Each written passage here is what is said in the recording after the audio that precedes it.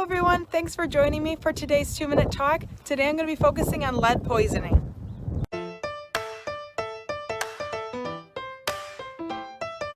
So first of all, what is lead poisoning?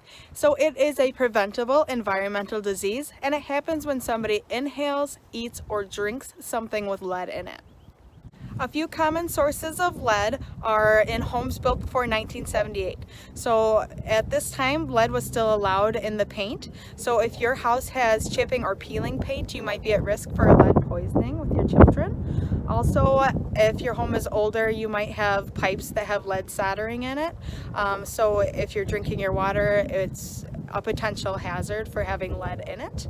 Also, if your job includes working with lead, or if you have hobbies that include working with lead, for example, doing stained glass work, or if you do a lot of home renovations. So why is lead poisoning even a big deal?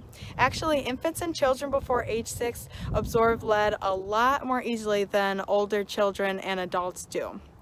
It also may affect their learning, behavioral skills, growth and development, and their brain and central nervous system too.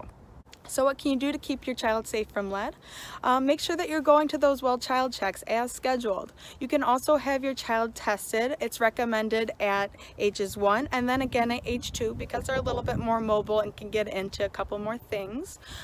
You can get that done at public health, their doctor's office, or a low-cost clinic.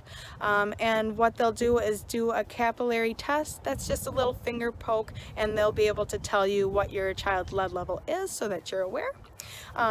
If you had a house that was built before 1978 and you want to do some remodeling, make sure that you're getting this either professionally done or you're practicing safe work practices to avoid any lead exposure in the home.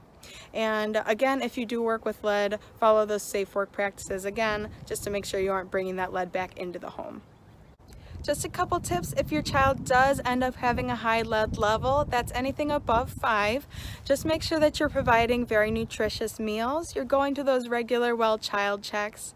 You are washing their hands, their face, their toys very often, and trying to eliminate those sources of lead in the home.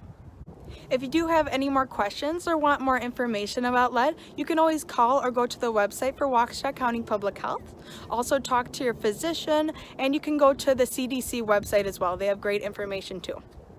All right, that's it for today. Thanks for watching. Stay tuned for the next video.